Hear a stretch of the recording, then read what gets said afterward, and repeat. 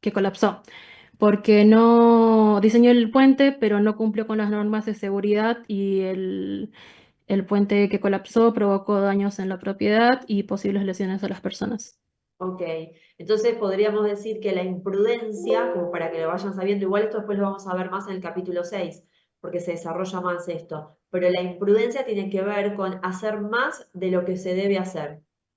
Un ejemplo de la imprudencia así de cabeza es cuando me excedo en la velocidad permitida cuando estoy manejando. Tengo que ir a 100 y voy a 130. Ahí estoy manejando imprudentemente. Hago más de lo permitido, ¿sí? Y la negligencia es que hago menos.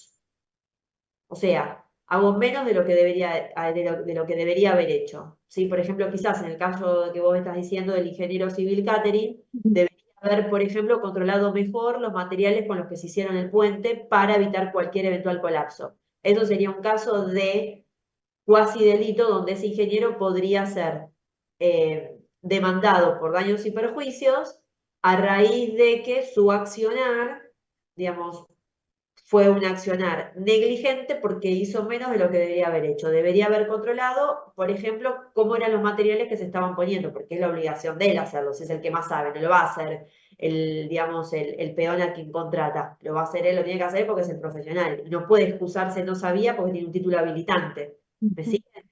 Acá creo que es, Claro. ¿quién dijo? Ah, Zaira, ¿cómo estás? Si querés decirlo en voz alta, a ver, podría ser un problema, a ver, explícalo si querés.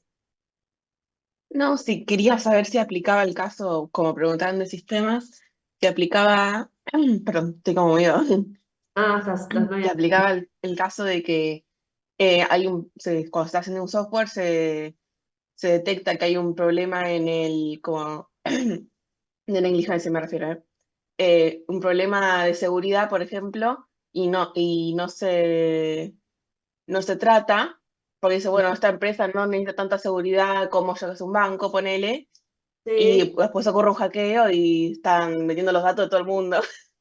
sí, sí, sí, sí, Zaira, está perfecto el ejemplo. Es el mismo caso que les dije recién. Deberían haber, a ver, en este caso el ingeniero informático, si yo soy un banco o una empresa privada, una entidad bancaria, entidad financiera, lo que vos te quieras imaginar, o inclusive desde el Estado, porque vieron que cuando pasó esto, chicos, de que se difundieron datos del registro, creo que era del registro civil, registro automotor, cuando se viola, se hackea una base de datos. Detrás de eso tiene que haber personas que son los encargados, imagino yo que son ingenieros en sistema, encargados de controlar justamente la transparencia de esos registros, porque hay datos que son sensibles, en esa información es sensible.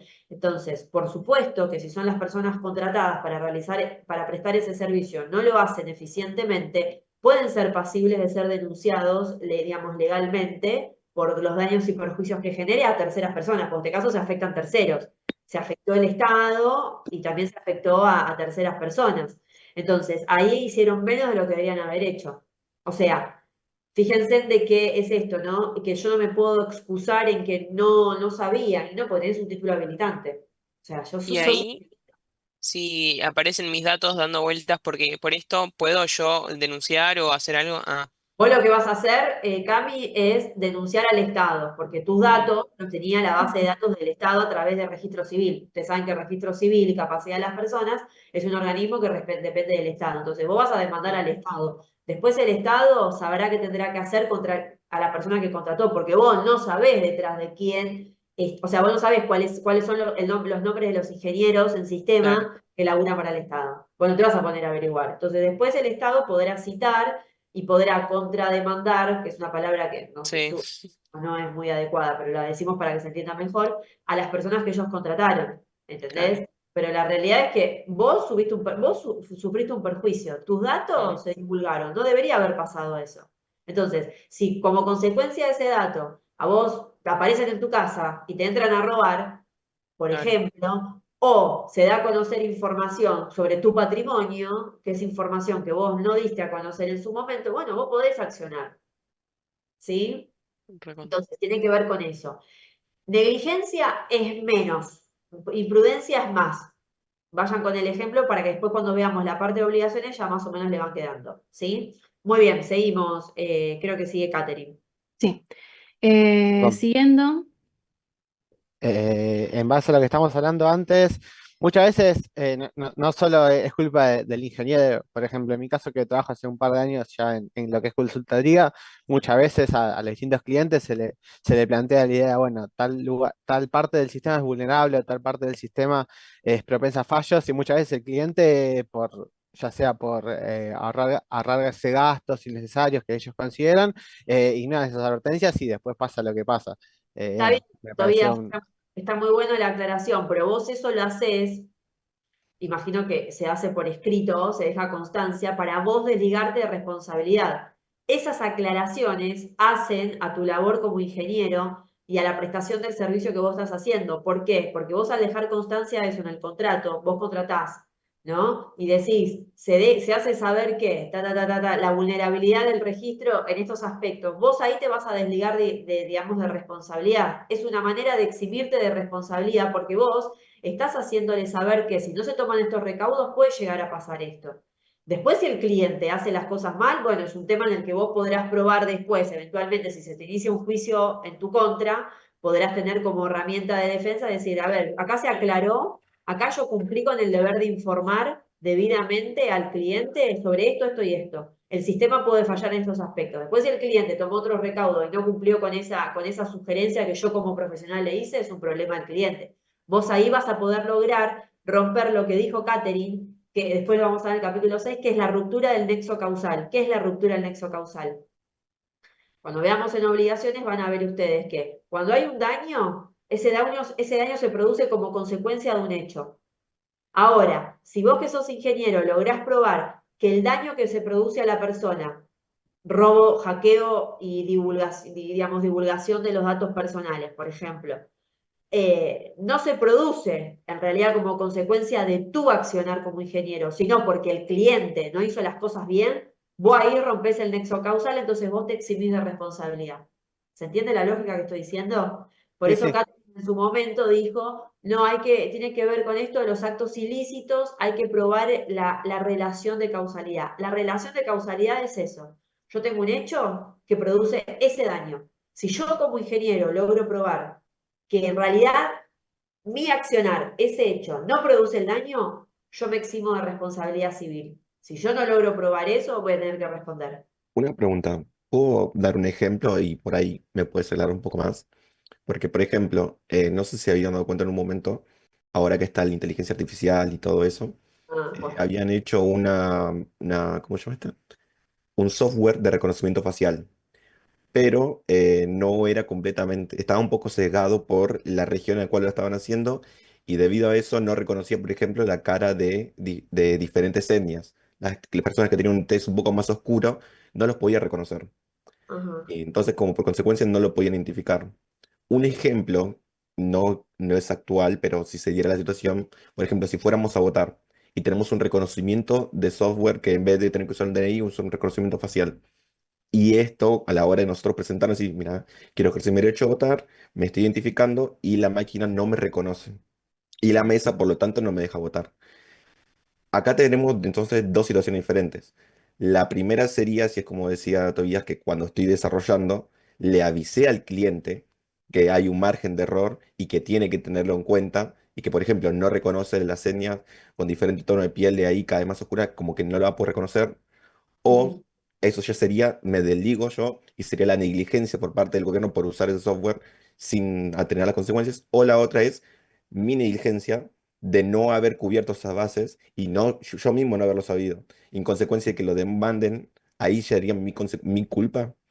A ver, vamos por partes. Eh, lo mismo que le decía recién a Tobías, si vos dejás constancia en ese contrato, porque estos son contratos chicos que se hacen por escrito, todo acá verbal no existe, porque lo que es verbal, ¿cómo lo probamos en la justicia? Va cuando uno pone la firma, ¿no? O sea, necesita ser escrito. Todo esto, serían como las eventualidades que podrían llegar a ocurrir, implicancias del uso de la inteligencia artificial, que ahora está tan en moda todo esto. Si vos, Juan, vos dejás constancia de todo eso en el contrato, y sería una herramienta que vos tendrías de defensa, porque es lo mismo que yo le decía que hablábamos con Tobías. Vos estás haciendo saber de que hay determinadas digamos, rostros que no va a ser reconocido por esa inteligencia artificial que van a usar. Entonces vos de alguna manera ahí te estás cubriendo. Después habrá que probar, bueno, si el cliente que es el gobierno, el Estado, la utilizó igual, bueno, tendrá que responder el Estado, pero vos ya les avisaste, che, mirá de que este determinado grupo de, digamos, de personas no van a ser reconocidos. ¿Sí? Claro, siempre y cuando hayamos dejado sentado que hubo una instancia previa.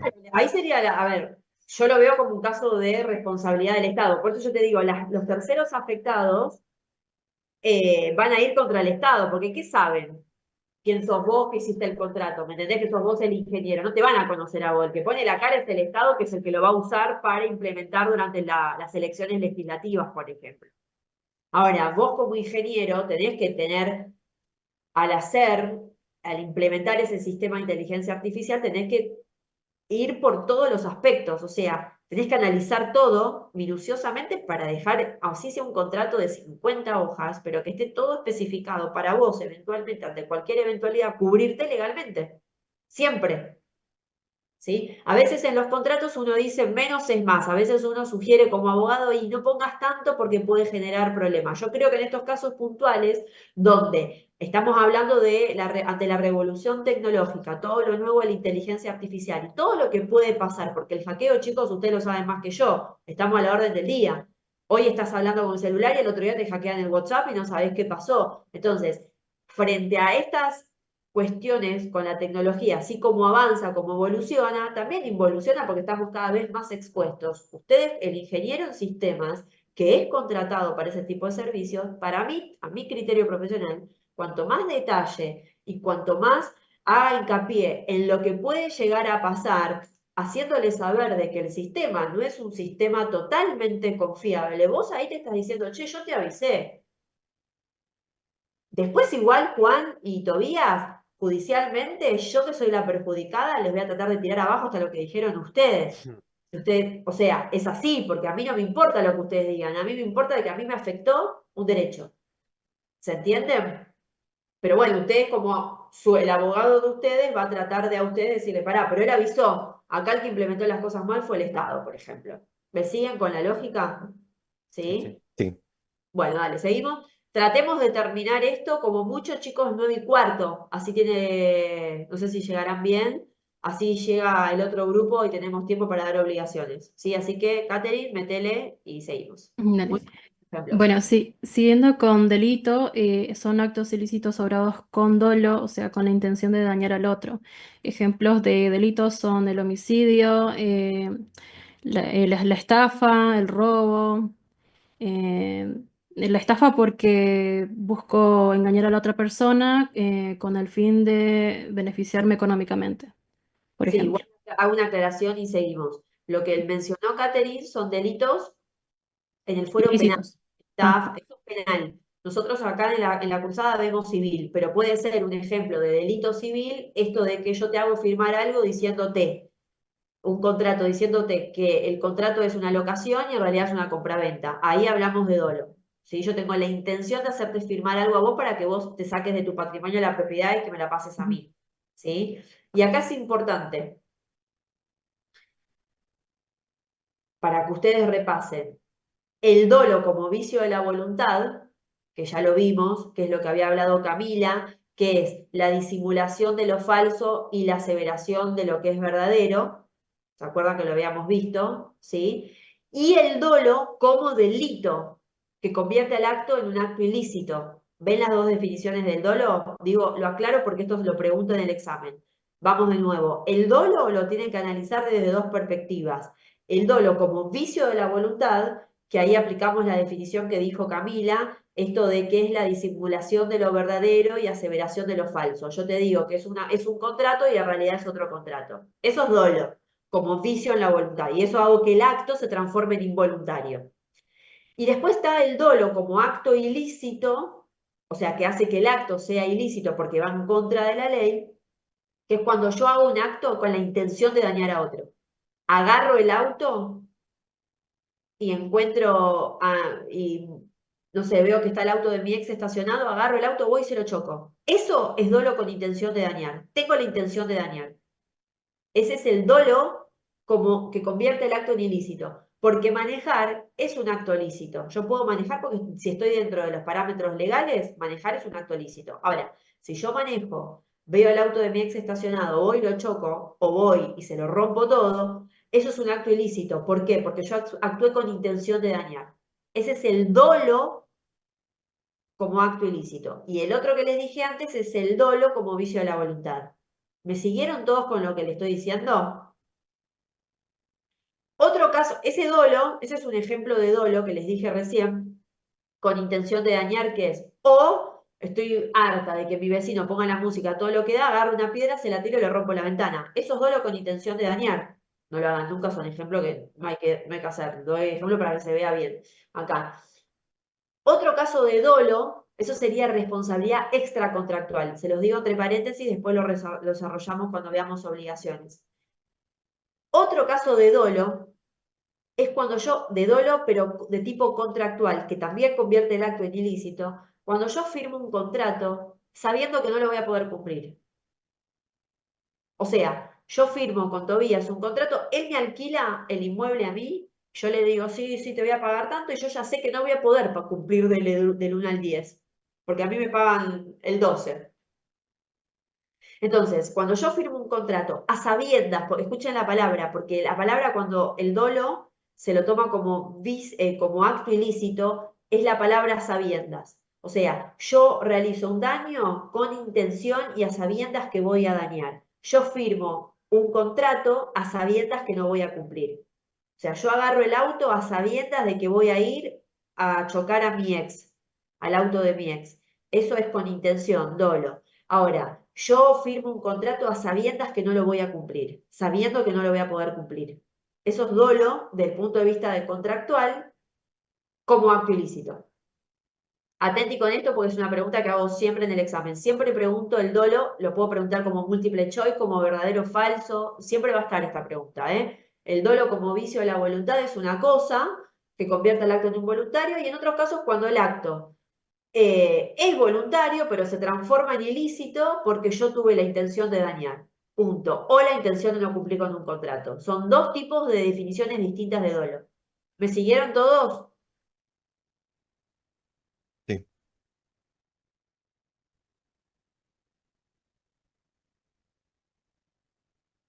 Sí.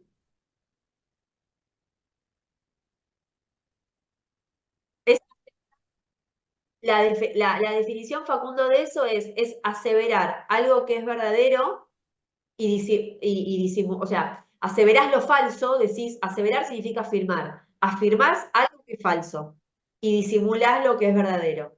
Es que yo te diga, che, Facu, firmá esto, que quédate tranquilo que yo te voy a cuidar la propiedad con esto, y en realidad me estás firmando me llevé a un escribano amigo trucho y le digo, che, Facundo me está transfiriendo el departamento y no sabe.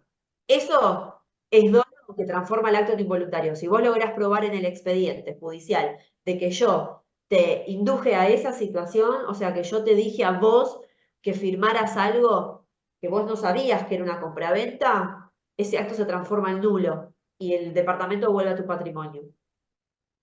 Les digo que es muy difícil, porque ¿cómo hago yo para probar? ¿Se entiende? ¿Cómo hago yo para probar que en realidad vos no sabías lo que estabas firmando?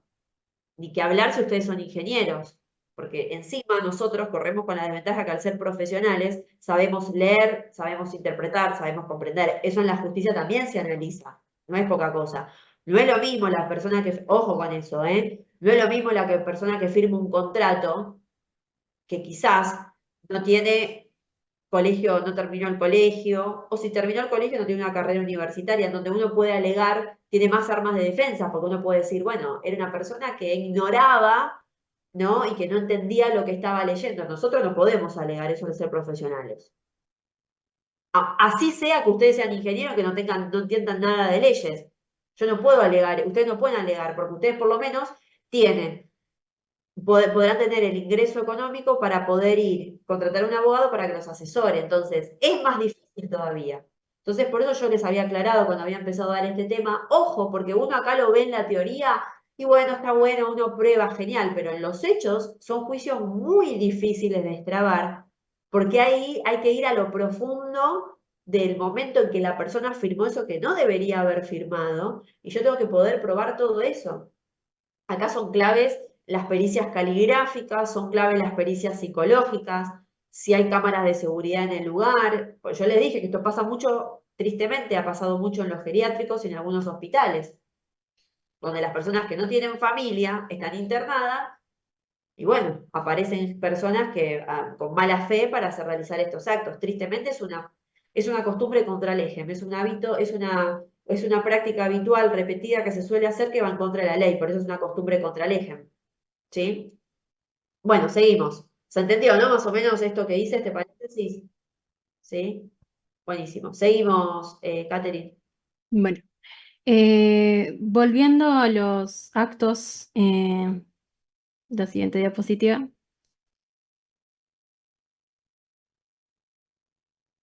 Volviendo a los actos, vamos a entrar ahora a los actos lícitos. Es contrario al ilícito, este sí cumple con la ley, no contradice la obligación, no incumple la obligación de no dañar al otro. Y dentro de este acto lícito hay dos clasificaciones. Para definir qué tipo de acto lícito es, debemos ver el fin inmediato que tiene, que tiene el sujeto al actuar. Una clasificación es la simples.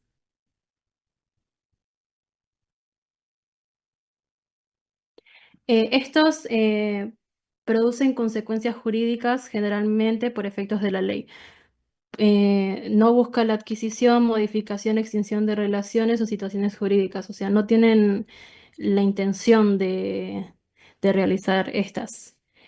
Como por ejemplo la creación de una obra artística, al momento de realizar la pintura no tengo esa intención de modificar, adquirir relaciones o situaciones jurídicas. Simplemente por efectos de la ley, es un acto simple que por efectos de la ley tiene una consecuencia jurídica que por ejemplo, terminó con la consecuencia jurídica de reconocimiento del derecho de autor. Exacto. Eh, y también está otro ejemplo de plantar árboles, que igualmente como el caso anterior, no tengo ningún fin inmediato ni la intención de adquirir, modificar relaciones o situaciones jurídicas. Solo tengo una consecuencia jurídica que es, por la ley, la adquisición de posesión de terrenos. Bueno, me presento de nuevo, yo soy Tobías y yo voy a hablar sobre los actos jurídicos. Un acto jurídico. Ah, no pasa. A ver. ¿Se me cortó? ¿Me escuchan? Se escucha y Te se ve. escuchamos. Ah, ahí está. Perdón. Bueno, un acto jurídico tiene como fin inmediato la adquisición, modificación o extinción de relaciones o situaciones jurídicas. ¿Qué quiere decir esto? Que un acto jurídico, a diferencia, tiene como propósito el crear, modificar o extinguir una relación jurídica. ¿Entre quién? Entre los sujetos que interactúan en ella. Vamos a un ejemplo. Por ejemplo, tenemos un contrato de compra y venta. En este caso, es la creación de una relación jurídica entre un comprador y un vendedor. Entonces, volviendo a lo anterior, podemos decir que la diferencia entre actos jurídicos y simples es que el acto jurídico tiene efectos legales que afectan los derechos y obligaciones de las personas involucradas. A diferencia de lo que comentaba antes Catherine, que un acto simple tiene consecuencias jurídicas, pero no era el propósito en fin. Es algo que surge con naturalidad, se podría decir. Bueno, ahora les quería proponer una actividad a nuestros compañeros, es que eh, piensen en actos jurídicos relacionados con sus carreras de ingeniería. Por ejemplo, acá en el grupo somos la mayoría de sistemas, bueno, tenemos un representante de textil, pero bueno, la idea es que entre ustedes, acá dejamos unas preguntas disparadoras y que piensen en, como estuvimos hablando antes, similar, en qué relaciones jurídicas piensan que podrían surgir en relación a su carrera profesional. nada, no hace falta que, no es que vamos a decirle si está bien o está mal, pero bueno, la idea es que hagan este ejercicio de pensar, porque de las cosas cotidianas puede surgir más fácil, pero está bueno que pensemos cosas que pueden surgir en un futuro relacionado con sus carreras. Así que nada, lo ideal sería que abran sus micrófonos, si quieren ponerlo por chat, pónganlo por chat, pero A ver, hoy, vamos a ver, Tobías, perdón, dos ejemplos, veamos, de dos especialidades distintas. A ver, ¿quién puede decir algún acto jurídico? Celebrar un contrato ya sabemos que es un acto jurídico de cabeza, ¿no? Como dijo ahí Tobías, la compraventa y cualquier contrato ya sabemos. Entonces no me digan un contrato, pues ya sabemos. Pero ¿qué otro acto jurídico podría ser? Teniendo en cuenta la definición del acto jurídico, ¿sí? Que es un acto voluntario lícito que tiene un fin inmediato, que es crear, modificar, extinguir relaciones jurídicas. Entonces, ¿qué podría ser desde el lado de ustedes? ¿Algún ingeniero? A ver acá, a un ingeniero especialidad química, mecánica. para romper el hielo, hay alguien de Naval, si no doy un ejemplo de Naval, por ejemplo, podría ser un acuerdo para la construcción de un barco, un astillero, lo que sea, o sea, todo acuerdo legal por escrito, como decíamos antes, se deja sentado y deja Sí, marca sobre esa relación jurídica, por ejemplo. muy bien,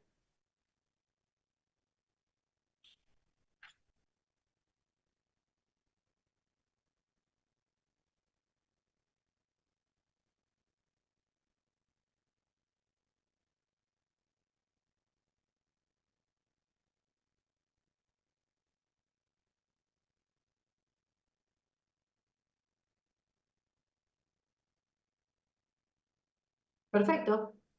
Sí, sí, es muy común. De hecho, pasa en la vida real. Sí, sí. Y es perfectamente legal, porque celebrar contratos es algo legal, no es un acto ilícito. Después puede pasar que en el marco de ese contrato, que es un acto voluntario lícito y que es un acto jurídico, bueno, se deriven acciones que produzcan daños, entonces en ese caso uno puede reclamar, quien es el damnificado puede reclamar, ¿sí? Porque cuando uno sabe muy bien que uno celebra un contrato, bueno, pues ese contrato se puede no cumplir, y al no cumplir genera daños, entonces el damnificado podrá reclamar judicialmente. Bueno, muy bien, seguimos, Tobías, entonces. Muy buena la Bueno, actividad, porque sirve para el examen, porque es una pregunta de examen que se suele hacer también, pensar sí, según la especialidad. bueno. Después tenemos los elementos generales y esenciales de un acto jurídico. Yo voy a empezar con lo que es el sujeto. El sujeto es toda persona que participa del acto jurídico. Se las denominan partes y está la parte activa por un lado o acreedor y la parte pasiva o deudor. La parte activa tiene como derecho, perdón, tiene el derecho de exigir el cumplimiento de una obligación. Y por otro lado, en su contraparte, la parte pasiva tiene la obligación de cumplir con lo que se pactó.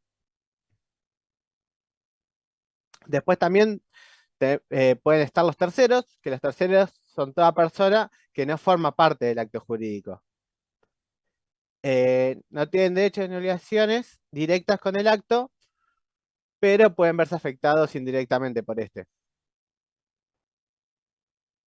Pasando a un ejemplo práctico, volvemos a un contrato de compra y venta de una propiedad. En este caso, el sujeto activo sería el vendedor, el sujeto pasivo sería el comprador, y el tercero, que en este caso hay, pero no es necesario, es un notario, por ejemplo. Ya bueno, sigue mi compañero. Bueno, sí, sigo yo con el objeto. Pasa la siguiente diapositiva. Bueno, el objeto es todo bien, cosa o hecho que es de interés entre las partes que intervienen en el acto. Pero para que sea válido como objeto tiene que cumplir ciertas condiciones. Sí, sí, sí. Siguiente diapositiva. Por ejemplo, no puede ser un hecho o bien prohibido por la ley, no puede ser un hecho imposible. Siguiente. No puede ser contrario a la moral o buenas costumbres, tampoco contrario al orden público, siguiente, y tampoco ser lesivo de los derechos ajenos o de la dignidad humana. Em, si no cumple estas condiciones, eh, entonces el acto pasa a ser nulo, y, pero sin embargo existe el caso de la convalidación, que es cuando un objeto imposible pasa a ser posible si dentro de un plazo logra hacerse válido. Siguiente. Les doy un ejemplo, volvemos al anterior. ¿Qué ejemplo de uno, por ejemplo, un objeto que no podría ser nunca un contrato, o sea, un contrato que no puede tener ese objeto, la compraventa de órganos, por ejemplo? Yo no puedo celebrar un contrato de compraventa cuyo objeto sean órganos, porque los órganos son, la venta de órganos está prohibida por ley, es contrario a la moral, contrario al orden público, son lesivos de derechos de terceros, o sea, y es de cumplimiento imposible. Yo no puedo exigirle al otro que cumpla con la entrega del órgano porque no tengo ley en que me sustento para esa entrega. ¿Me siguen? ¿Sí? Perfecto, seguimos. Bueno, continuando con la causa es el fin inmediato que determina la voluntad. Puede considerarse una causa el origen del acto, que sería la causa fuente, o la finalidad por la que se realizó, que sería la causa fin. Siguiente. Sin embargo, cuando un acto es lícito, también se puede considerar como causa el motivo. Pero el motivo tiene que ser exteriorizado de forma expresa o ser tácito si es esencial para ambas partes. La diferencia entre causa y motivo es que la causa clásica es objetivo y es una razón jurídica, pero el motivo es algo subjetivo o personal, o sea, ¿qué llevó a esa persona a realizar el acto? Por ejemplo, en una compra-venta de una casa, puede ser que el motivo de esa persona fue comprarla para vivirla, pero, pero la causa sería la obligación que la vende de venderla y del sujeto de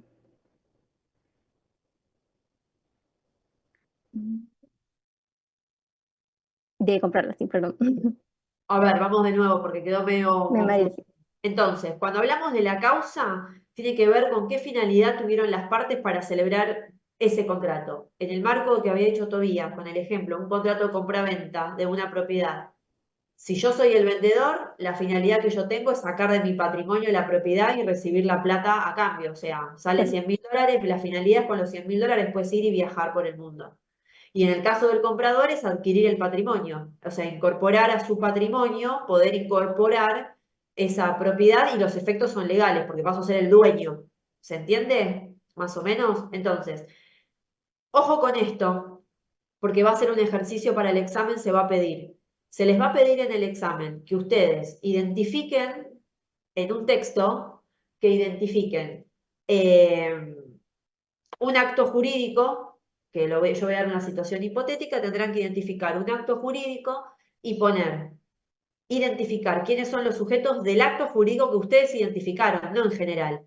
Identificar los sujetos, el objeto, la causa y la forma. Que ahora va a hablar, me imagino, Melanie, lo que falta que es la forma. ¿Me siguen con lo que digo? Entonces, si ustedes identifican en el contrato, si identifican, por ejemplo, en el texto un contrato de locación, que sería un alquiler, van a decir, los sujetos quiénes son, locador, locatario. ¿Sí? ¿Cuál es el objeto? ¿Cuál sería el objeto de un contrato de locación? Actividad entre todos, vamos, rápido. Sería la compraventa del inmueble. No estoy hablando, no compraventa. Locación, dije el ejemplo. Ah, locación. Locación, alquilar. ¿Cuál ¿Alquiler? sería? Vivir ahí. Tener la tenencia, está bien, bueno, sería el objeto la propiedad por un tiempo para vivienda propia, por ejemplo. Perfecto, Camí, bien. ¿Cuál sería la causa fin, la finalidad? El locador, recibir todos los meses un alquiler mensual. Y del locatario, que es el inquilino, como bien dijo Cami, la causa fin va a ser vivir ahí mientras dure el contrato. ¿Me siguen?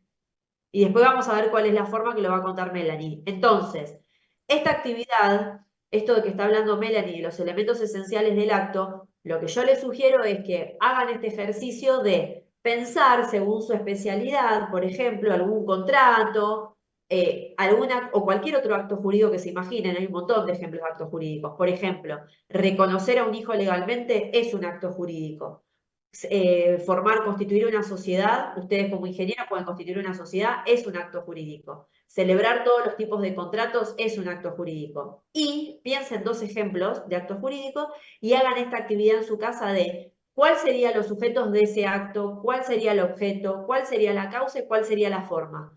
Para que cuando llegue el momento del examen y tengan que identificarlo, sea más fácil identificarlo y que salga más rápida la actividad, porque es muy específico. Pero si no lo practican, van a perder mucho tiempo. La que avisa no traiciona. Si yo digo que lo tomo, lo tomo. Y en el examen final siempre aparece también este ejercicio, así que atenti. Seguimos, Melanie, vamos, y vamos terminando. El siguiente. Bueno, en cuanto a la forma es el modo de exteriorizar la voluntad del sujeto. Puede ser oral o escrita y la ley puede exigir que sea de una forma en particular para que sea válida. Em, una de las formas de instrumentarse es la pública. Cuando es escrita pública, tiene que ser hecha en presencia de un funcionario público o escribano, el cual debe tener competencia, es decir, que tiene que obrar dentro de sus atribuciones, de los límites de sus atribuciones, y con capacidad, es decir, que debe ser asignado por una autoridad competente y estar en ejercicio de sus funciones en el momento del acto. Siguiente. El escrito también debe tener observancia de las formalidades, es decir, tiene que estar redactado según la ley. Por ejemplo, debe estar firmado por las partes, queda con presencia de testigos. El escrito debe estar sin enmiendas, sin borraduras o entre líneas. Y en caso de realizarse frente a un escribano, con hoja de protocolo, sellado, foliado, etc. Siguiente. Si cumple todas estas cosas, em, él adquiere fuerza probatoria significativa, porque tiene autenticidad respecto de su existencia, veracidad respecto de los datos que contiene y fecha cierta. Fecha cierta se considera a partir del momento en que se firma. Siguiente. ¿Qué ejemplo, chicos, se hace con escritura pública? ¿Qué tipo de contrato hay que hacerlo sí o sí por escritura pública? ¿Para comprar qué cosa? Una compra. ¿Cuál es el objeto? Una propiedad. Para comprar inmuebles, o sea, para comprar una propiedad, sí o sí necesitas que ese acto jurídico se instrumente por escritura pública, si no, no tiene validez. Yo no puedo comprar una casa, un departamento, si no es por escritura pública. Tengo que ir sí o sí con un escribano. ¿Me siguen? ¿Estamos? Y eso, al hacer la escritura pública, va a reunir las características que dijo Melanie. Va a ser auténtico el acto, va a ser perfectamente, que va a tener una validez legal, va a tener fecha cierta, que es la fecha que aparece en la escritura. En la escritura siempre arriba se pone los datos del notario, del escribano, y se pone la fecha en que se hizo la escritura. Y eso después se inscribe en el registro de la propiedad del inmueble, entonces terceras personas saben que Melanie Mercado es la titular registral, es la dueña de ese departamento que está ubicado en la calle tanto, nomenclatura tal, tal, tal. Está perfectamente identificado quién es Melanie, qué es la dueña del inmueble, cuál es el inmueble y en qué fecha se hizo, porque ella lo firmó eso y lo firmó el escribano. Cuando uno firma una escritura pública, para tirar abajo una escritura pública es muy difícil, por eso es muy importante cuando uno va al escribano, un escribano de confianza, y verificar que estén perfectamente bien todos los datos. Después igual uno se equivoca, se puede hacer modificaciones, pero no uno. O sea, yo no puedo agarrar un liquid paper, para que se den una idea, no puedo agarrar un liquid paper y borrar una palabra de la escritura. Tengo que ir pagarle al escribano para que rectifique si hay un error en el nombre, por ejemplo. Me ha pasado a mí de una clienta que me trajo a la escritura, ella tenía un nombre, se llamaba Ivana, no voy a decir el apellido porque no puedo violar la confidencialidad, pero les digo en general, Ivana con una N le puso el escribano y eran con dos N. Está mal, entonces yo para antes de inscribirlo tuve que hablar con el escribano que rectifique el error para después inscribirlo, porque si no, no tiene autenticidad el acto, porque estoy hablando de una persona que es diferente de la que firmó, Pero ¿por qué ahí vos tenés que pagar de vuelta si fue error del escribano? porque los escribanos te cobran así, Cami, en la vida en Argentina. Obviamente que él no le cobró lo que debería cobrar en otro caso, porque el error fue de él, pero cobran igual. Porque es una rectificación que vos haces sobre la escritura, no haces una escritura nueva. Pero lo que apunto con esto es que no lo puedes hacer vos, yo no puedo borrar con liquid paper. Lo mismo, chicos, un instrumento público, ¿saben lo que son las partidas? Partida de nacimiento, de defunción, partida de matrimonio, cuando le dan el certificado de la unión convivencial. Esos son instrumentos públicos. O sea, yo no puedo borrar. ¿Se acuerdan cuando los chicos dieron el capítulo 4? Que yo les decía, ojo con los errores porque si no hay que rectificarlo? Bueno, yo no puedo borrarlo con liquid paper si le pusieron Benditi con B larga y es B corta. Entonces es muy importante que cuando uno va a celebrar un acto jurídico, ejemplo, celebrar un matrimonio, inscribir a un hijo, celebrar un contrato de compraventa y cuando estoy yendo al escribano, corroborar que los datos estén bien para que tenga autenticidad el acto, el contenido del acto. ¿Me siguen? ¿Sí? Ahora Melody va a hablar de algo que se llama por instrumento privado. Lo que vimos antes es por instrumento público. Y ahí tienen ejemplos de instrumento público, ¿no? Una compraventa de un inmueble es por instrumento público siempre. Una cesión de derechos también se suele hacer por escritura pública. O sea, hay contratos que uno celebra que de cabeza es por escritura pública. Otro ejemplo es un contrato de leasing, después vamos a ver lo que es el leasing. Cuando el objeto del contrato de leasing es una aeronave o es un inmueble, también se hace por escritura pública. Hay otros que no, se puede hacer por instrumento privado, que es lo que va a hablar Melanie ahora. ¿Sí? ¿Sí? Bien, seguimos. Bueno, por otro lado está también la forma privada, que cuando es escrita se realiza entre las partes para dar constancia de la voluntad, de su voluntad. En estos casos es requisito que esté suscrito, es decir, que esté firmado, para demostrar el consentimiento de las partes en el acuerdo. Pero no se realiza ante un oficial público ni tiene sujeción a las formalidades, es decir, que tiene libertad de formas. Como no se realiza con oficial público ni sujeto a las formalidades, no carece de autenticidad pública, no tiene fecha cierta y no tiene fuerza probatoria por sí mismo. Siguiente.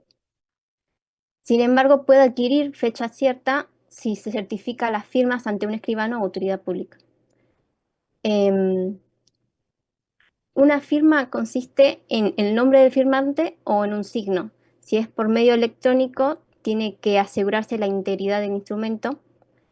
No puede reemplazarse una firma por letras o iniciales y siempre van al final del texto, porque significan el consentimiento de todo lo que esté escrito antes de ella. Si todo lo que esté por debajo queda inválido. Por eso es importante no dejar espacios en blanco antes de la firma. Bien, esto para ustedes va cuando firman, cuando yo les pido firmar el examen, que me dejan un montón de hojas, o sea, de arriba de renglones en blanco. No, cuando uno termina el examen tiene que firmar automáticamente abajo la última palabra, porque si no yo puedo hacer agregados arriba y ustedes están consintiendo lo que yo agregué.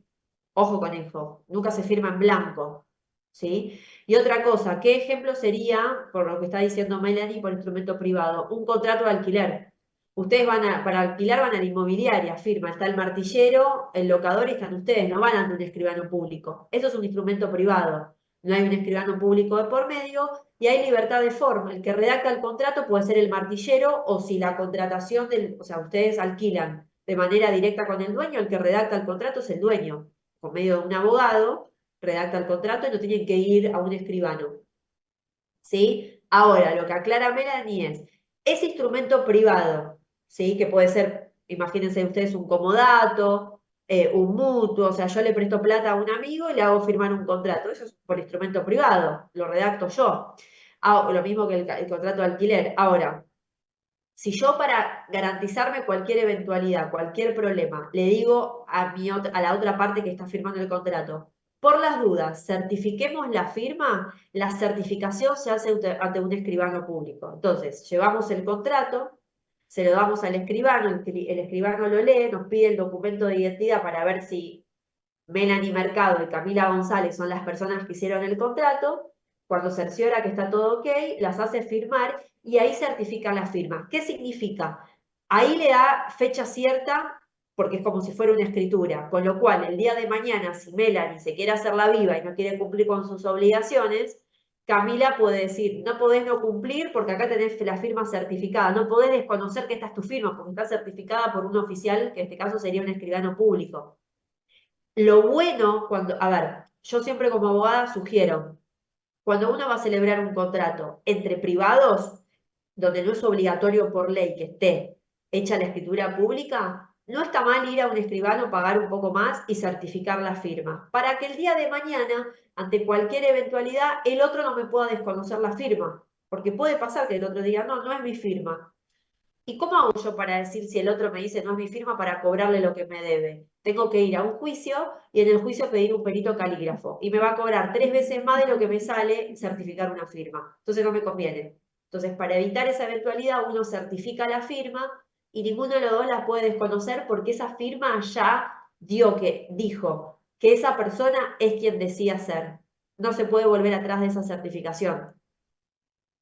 ¿Se entiende? Buenísimo. Seguimos con clasificación, creo ahora, ¿no? Y ya vamos cerrando. Me quedó lo de dobles ejemplares, que bueno, que es que cada parte es importante que tenga su ejemplar. Si bien el Código Civil eliminó el requisito de doble ejemplar, es necesario tenerlo para probar el contenido de cada contrato y su existencia. Obvio, siempre que uno firma un contrato, vos te llevas una copia y yo me llevo otra. Siempre porque es el documento que tienen ustedes para defenderse el día de mañana. Ustedes sepan que cuando uno firma el contrato, las obligaciones emergen de las dos partes. Entonces, si yo no cumplo con una, el otro me puede presentar el contrato en la justicia y reclamar sobre eso. Entonces, yo tengo que tener el mío guardado. Siempre. ¿Sí? Muy bien. Bueno, seguimos con lo que nos queda. Y bueno, las formas no firmadas son impresos, registros visuales, auditivos, pero es una gama tan amplia que es la doctrina y la jurisprudencia la que encargada de determinar qué elemento es necesario que tenga para que sea válido.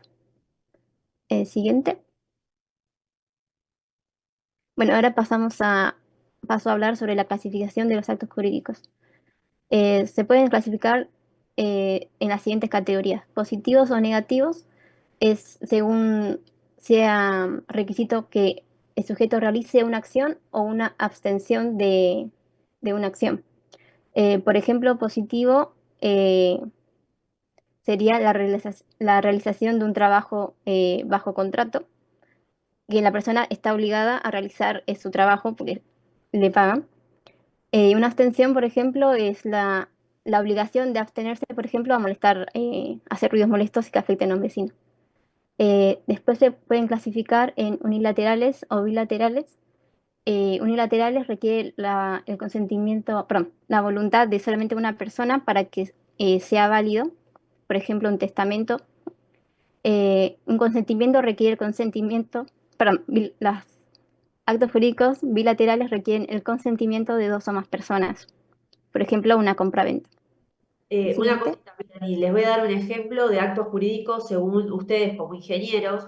Cuando firman contratos siempre firman el deber de confidencialidad.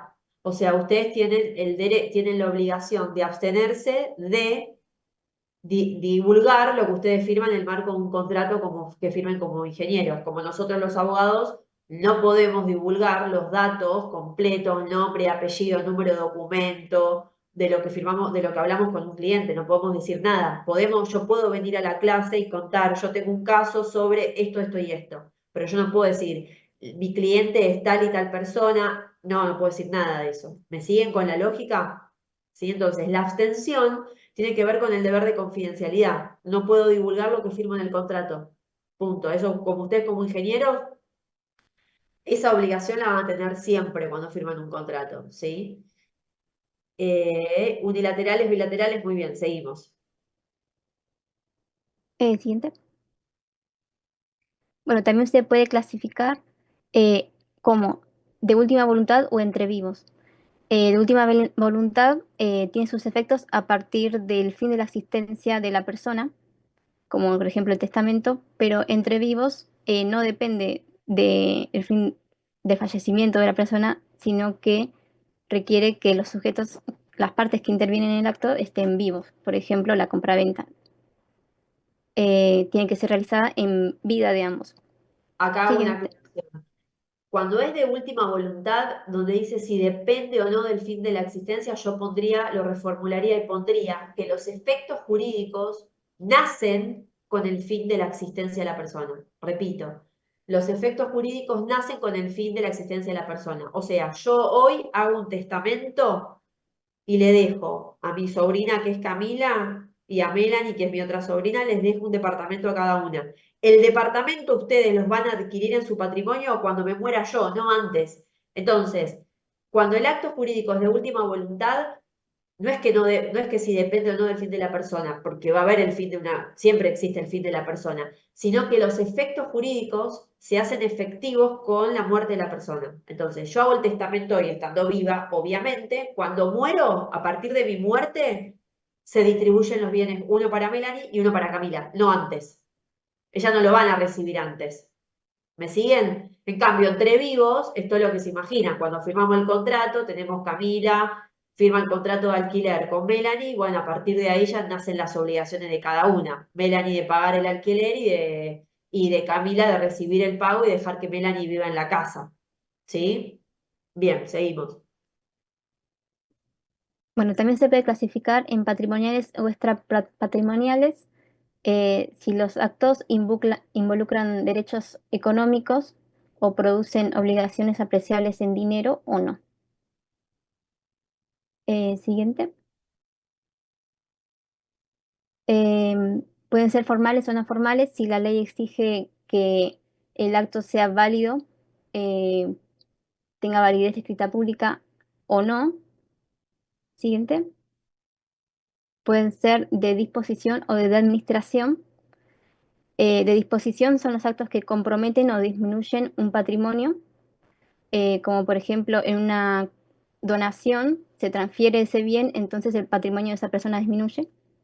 Y de administración, cuando se conserva o aumenta el patrimonio. Por ejemplo, una persona que alquila un inmueble se considera de administración porque no se transfiere el inmueble y el patrimonio se conserva.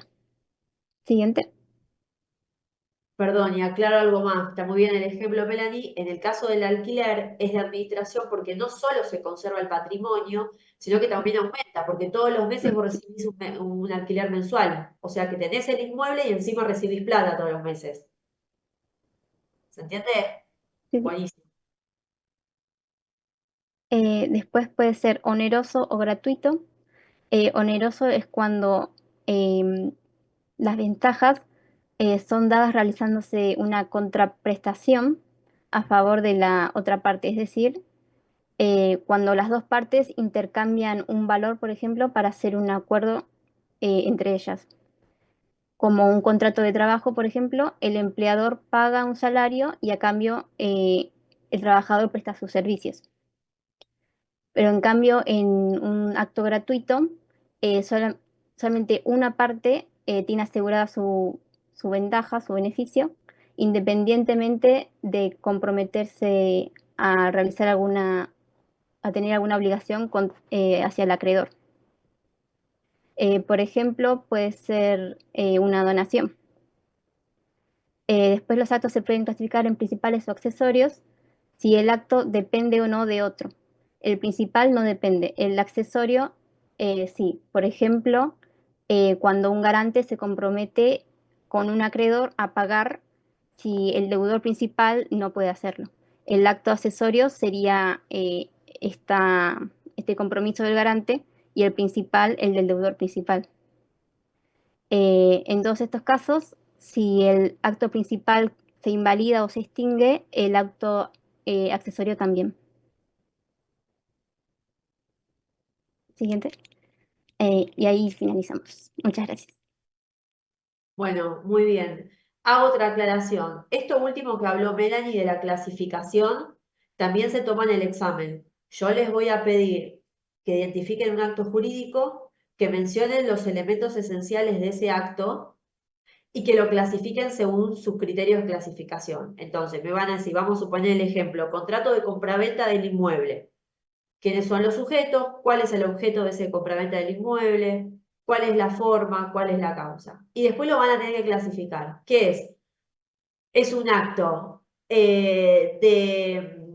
unilateral o bilateral? Y es bilateral, porque hay dos, Perdón, hay dos prestaciones. ¿Es patrimonial o extrapatrimonial? Es patrimonial porque el contenido es económico. ¿Es principal o accesorio? Es principal, la compraventa no depende de otro. Es, ¿qué más? No, gratuito u oneroso. Es oneroso, hay dos partes. Creo que lo había dicho ya. ¿Cuál más? Es negativo o positivo. Y es positivo porque el vendedor está obligado a entregar la propiedad y el otro a pagar un precio en dinero. O sea, de ese contrato que ustedes seleccionen, de ese acto jurídico, tendrá que clasificarlo con los criterios que sean posibles. Entonces, hagan ese ejercicio también. Piensen en el acto jurídico, busquen los elementos esenciales y practiquen la clasificación para que cuando lo vean en el examen salga más rápido. Es una actividad que les tiene que quedar. ¿Está bien? ¿Sí? ¿Alguna duda de todo lo que vimos? El resto de los chicos que no dieron o sea, el resto de los alumnos que no sean del grupo 9, ¿alguna duda que les haya quedado? Todo bien, profe.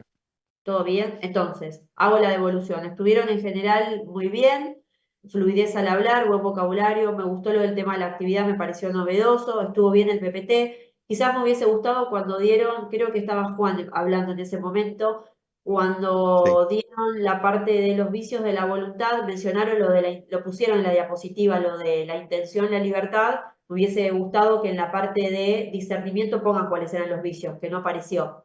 Así que quizás ese error en la parte del PPT, pero en general estuvo bien. Así que, bueno, muy bien el grupo, ya está. Esta instancia es una instancia menos, al igual que el grupo 1, muy bien. Lo que vamos a hacer ahora es cortamos 10 minutos, son y 20 y media, volvemos y ya directamente ponen el grupo que empieza a hablar de obligaciones. ¿Está? Maritato, Silvera, Ponce, Morey, Consentino. Profe, yo quería avisar algo. ¿Qué Yo pasó? era el alumno que no tenía grupo y me incluí en este que va a presentar ahora. Ah, listo. ¿Vos sos Emiliano? Franco Emiliano Ruiz. Ah, listo. Genial. Entonces serían, porque me confundí, Maritato, Silvera, Ponce, Moré, Consentino y Ruiz, los que van a dar. Profe, ¿puede ser que le haya errado de grupo? Porque el grupo 3 era, va, por lo menos cuando hablamos el viernes. Y nos habíamos adelantado. Sí, profe, había dicho grupo 3. Ah, dije el grupo, lo anoté mal yo, Sí. ¿eh? No, puede ser que me haya equivocado, porque lo anoté el 25 del 4, grupo número 6. ¿Listo? No. Mala mía. Entonces tendría que dar Piñeiro, Salguero, Durel, Álvarez y Leonardo y Ruiz, ¿puede ser? Sí, sí. Sí. Listo, Sí. buenísimo. Bueno, preparen la diapositiva, si quieren déjenla preparada ahora o en 10 minutos volvemos y empiezan ustedes directamente. ¿Sí? Perfecto.